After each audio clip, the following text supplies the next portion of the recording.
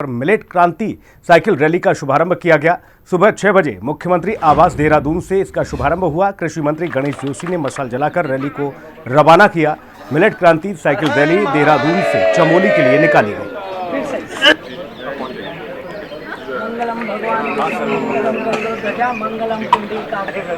Millet क्रांति cycle rally का शुभारंभ किया गया है। गणेश जोशी जी हमारे साथ मौजूद हैं। सर, इस रैली का पहले तो उद्देश्य क्या है और किस तरीके से रैली कहां से कहां तक जाएगी? देखिए, देश के प्रधानमंत्री नरेंद्र मोदी जी के प्रयासों से वर्ष 2023 को इंटरनेशनल मिलेट डे घोषित किया है। जो यूएनओ के अंदर आपने प्रस्ताव रखा था तो 71 देशों ने इसका समर्थन किया था और आज पूरा विश्व मिलेट्स ईयर्स मना रहा है। हमारे यहाँ भी इसकी शुरुआत 18 मार्च को प्रधानमंत्री मोदी जी ने दिल्ली से की थी। कृषि मंत्री होने के नाते मुझे उसमें जाने का मौका मिला। हमारी सरकार भी लगातार इसके लिए प्रयास कर रही है। हमने मिलेट्स मिशन घोषित किया है। उसके लिए 73 करोड़ का बजट हमने उसमें किया है और उसका कैसे प्रचार प्रसार हो उसके लिए हम मिलेट्स के भोज कर रहे हैं, मिलेट्स के मेले लगा रहे हैं। और आज 300 किलोमीटर की ये साइकिल यात्रा, जिस यात्रा के माध्यम से जो यहाँ से जाकर चमोली में समाप्त होगी, तो लोगों को जागरूक करेंगे कि आप मिलेट्स का प्रयोग करें, मिलेट्स का उत्पाद करें, क्योंकि श्री अन्न जिसका नाम मोदी जी ने दिया है स्वास्थ्य की दृष्टि से इतना लाभदायक है। अगर कोई व्यक्ति मंडुआ खाता है तो उसको कभी शुगर नहीं होगी, कोई कुलथ की दाल खाता है तो उसको पथरी नहीं होगी, कोई चौलाई खाता है तो उसको कभी घुटने में दर्द नहीं होगा। एक समय ये था कि ये कहते थे कि जो कुदा झुंगरा खाता है गरीब आदमी है।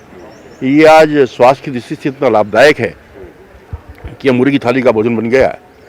उसके प्रचार प्रसार के लिए नैनवाल जी और उनकी टीम ने ये एक नथुनी संस्था द्वारा ये आयोजन किया गया है। मैं इसके लिए इनको शुभकामनाएं देता हूँ और इस रैली की सफलता की शुभकामनाएं देता हूँ कि आप जो संदेश इसके माध्यम से देंगे, 3 दिन की आपकी यात्रा है, लोगों में एक जागृति आएगी, लोग मिलेट्स की ओर आएंगे। मंत्री जी, ज़रूरी भी है एक संदेश देना। मिलेट वर्ष घोषित किया गया है इस बार मोटे अनाज को बढ़ावा देने के लिए, ज़रूरी है, लेकिन इंटरनेशनल मार्केट में भी जो है इसका प्रचार प्रसार अच्छे तरीके से हो, इसको लेकर क्या प्रक्रियाएँ चल रही हैं? देखिए हम आज जो भारत का मिलेट्स है, अभी 3 दिन की एक कॉन्क्लेव मसूरी में हुई थी जिसमें कई वैज्ञानिक वहाँ पर आए थे।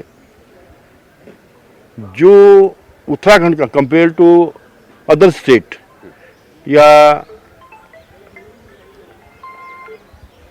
ये अदर कंट्रीज, जो हमारा जो मिलेट्स है उसकी क्वालिटी बहुत ज़्यादा अच्छी है।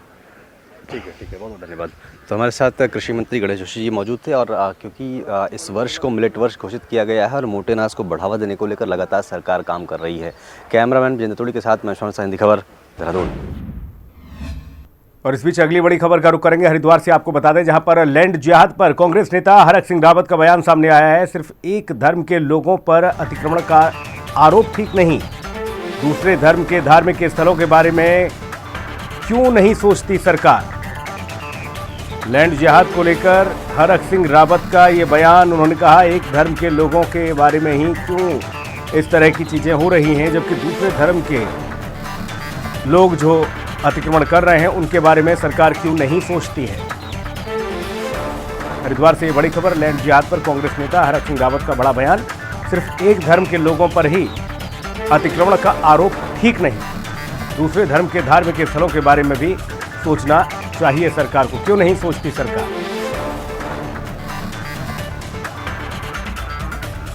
तो आपको बता दें कि शासकीय भूमि पर बनी अवैध मजारों को लेकर इन दिनों लगातार उत्तराखंड में सियासी पारा चढ़ा हुआ है। चाहे किसी का भी, मैं एक बात जरूर कहना चाहता हूं कि सड़कें बननी चाहिए, सरकारी संपत्ति सुरक्षित रहनी चाहिए, लेकिन आप केवल धर्म के नाम पर अगर इस तरह की बातें करें कि भाई मुस्लिम धर्म के लोगों का कोई धार्मिक स्थल बनाया तो इसलिए हम इसको हटाने की बात करें। हम कह रहे हैं कि कोई भी चाहे हिंदू धर्म का मंदिर हो, चाहे वो आप मज़ार हो, अगर वो इस तरह गलत है तो गलत है। अगर सिर्फ ये राजनीतिक दृष्टिकोण से अगर ये बात की जा रही है तो मैं इसको बिल्कुल सही नहीं मानता। अगर ये निष्पक्षता के साथ अगर कोई कदम उठाया जा रहा है तो एक अलग विषय है, और केवल राजनीतिक दृष्टिकोण से अगर आप ये काम कर रहे हैं तो ये मैं सोचता हूँ ये उचित नहीं। देहरादून से अगली बड़ी खबर, अवैध मजारों को लेकर शादाब शम्स का बयान सामने आया। सही को छेड़ेंगे नहीं और गलत को छोड़ेंगे नहीं, शादाब शम्स ये कहते नजर आए। अवैध बनी मजारों पर सख्त कार्रवाई की जाएगी। वक्फ बोर्ड के अध्यक्ष शादाब शम्स का बड़ा बयान। उन्होंने कहा कि जो मजारें अवैध तरीके से बनाई गई हैं उन्हें नहीं छोड़ेंगे और सही हैं उन्हें छेड़ेंगे भी नहीं। तो सही को छेड़ेंगे नहीं और गलत को छोड़ेंगे नहीं, शादाब शम्स। अवैध बनी मजारों पर सख्त कार्रवाई की जाएगी, ये बड़ी खबर आपको बता रहे हैं।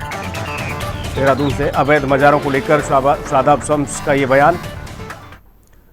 उधर चारधाम यात्रा से पहले श्रद्धालुओं ने की है बम्पर बुकिंग। जी हां, गढ़वाल मंडल विकास निगम को 9 करोड़ की आमदनी हुई है।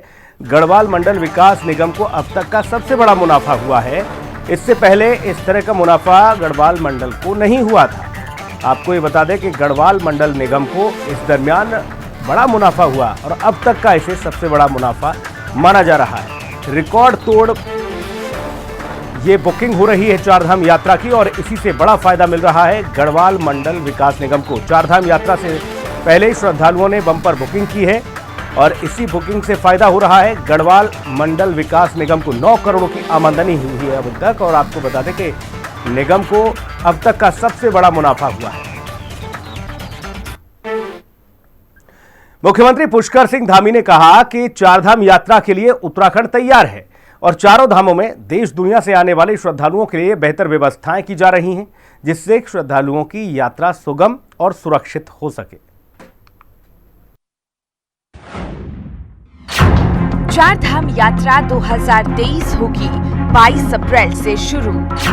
सीएम धामी ने कहा, यात्रा की तैयारियां पूरी, श्रद्धालुओं के लिए की गई बेहतर व्यवस्थाएं, सुगम सुरक्षित यात्रा के लिए किए गए प्रबंध।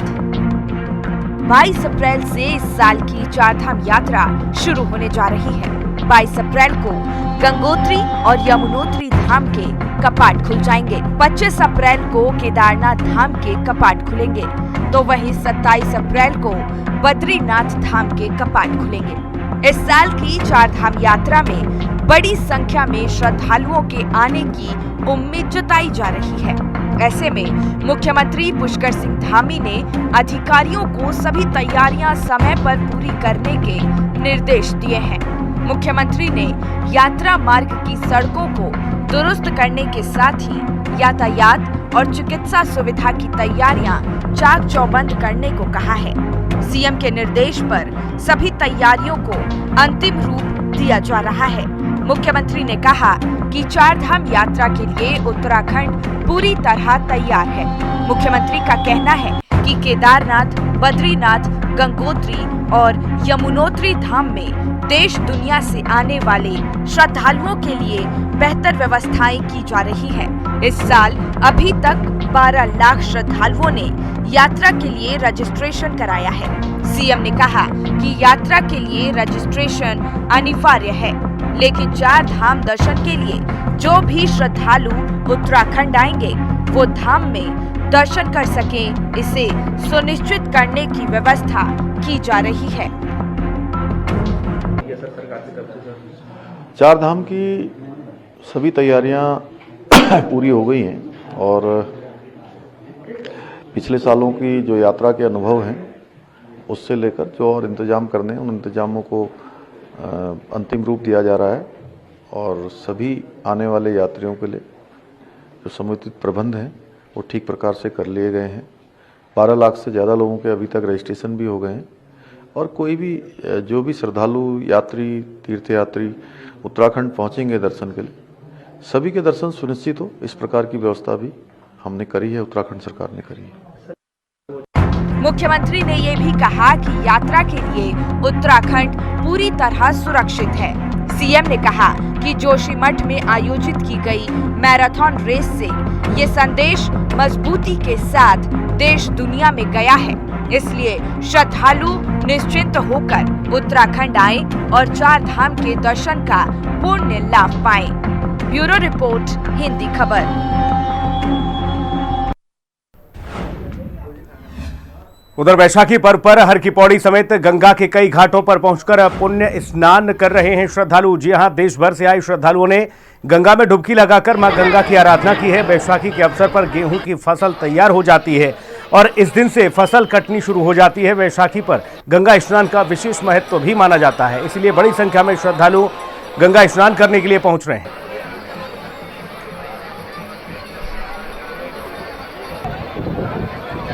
अच्छा पर्व है ये, बैसाखी का आज दिन है तो बहुत श्रद्धालु हैं। हम सुबह से 5 बजे निकल गए थे और अब 8 बजे 7:30 बजे पहुंच गए थे। बहुत बढ़िया व्यवस्था है, सारा प्रशासन बहुत बढ़िया काम कर रहा है और अच्छी सारी सुविधाएं हैं यहाँ पर। आज बैसाखी के दिन थोड़ा हमने कहा गंगा स्नान का बहुत बड़ा महत्व है, तो माता गंगा में हम भी डुबकी लगा के आ जाएं। थोड़ा व्यवस्था तो अच्छी है, बहुत अच्छी है व्यवस्था। अब ज़्यादा भीड़ है तो पवित्र स्थान है तो भीड़ तो होगी, व्यवस्था ऐसी होगी। हर की पेड़ी पे आते हैं और आत्मा को यहाँ हर की पेड़ी पर ला करके आत्मा को यहाँ निर्मल कर लेते हैं और गंगा की एक डुबकी लगाने पर हमारी आत्मा तृप्त हो जाती है। प्रशासन तो पहले भी थी, उत्तर प्रदेश में प्रशासन पहले भी थी और प्रशासन आज भी है, लेकिन योगी राज में जो आनंद आया है वो कहीं नहीं आता है। योगी सरकार में हमें यह मालूम पड़ा है कि यहाँ पर आज सख्त कानून है और हर जगह अच्छी से अच्छी व्यवस्था है। गंगा तट पर बहुत अच्छी व्यवस्था है। यहाँ के प्रशासन को हम बार बार धन्यवाद देते हैं। उत्तराखंड के हरिद्वार में भी योगी शासन की तारीफ सुनी आपने।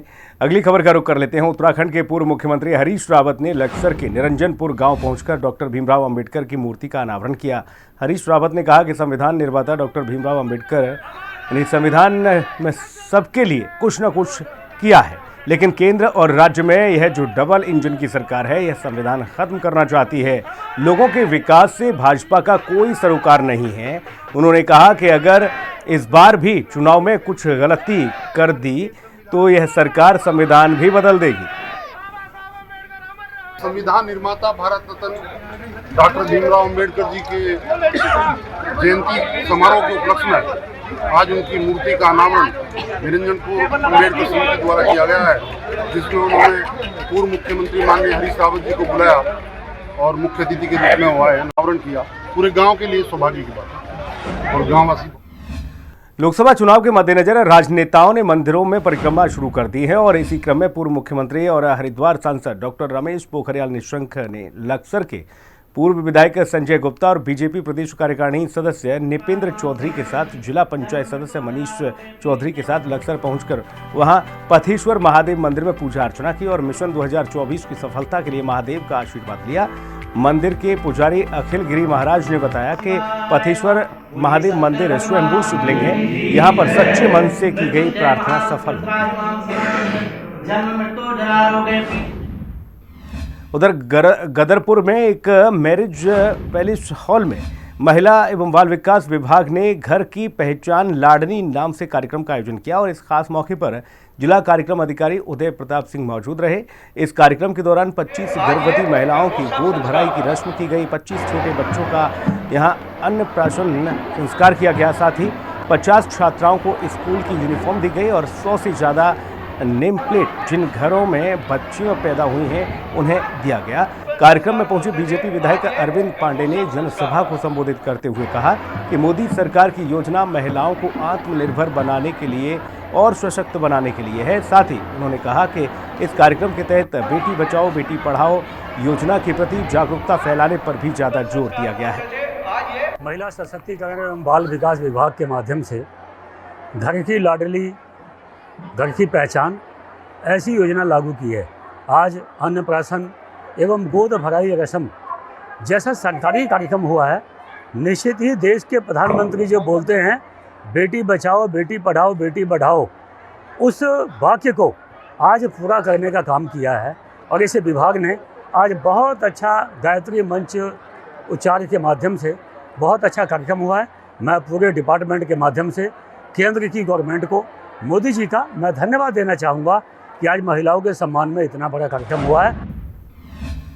उत्तराखंड के पूर्व शिक्षा मंत्री और गदरपुर के वर्तमान विधायक अरविंद पांडे ने प्रेस कॉन्फ्रेंस कर कहा कि उत्तराखंड में एनसीईआरटी का पाठ्यक्रम लागू कर सरकार ने शिक्षा के क्षेत्र में नया आयाम दिया है, लेकिन प्राइवेट स्कूल संचालक महंगी किताबों को लगाकर सरकार को बदनाम करने की कोशिश कर रहे हैं।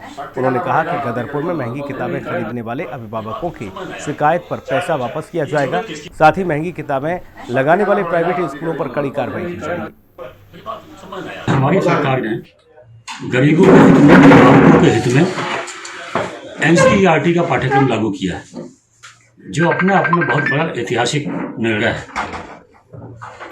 अगर जो कोई व्यक्ति बोलता है कि इस सरकार में इस जीव को बदला गया है, ये बात 100% गलत है।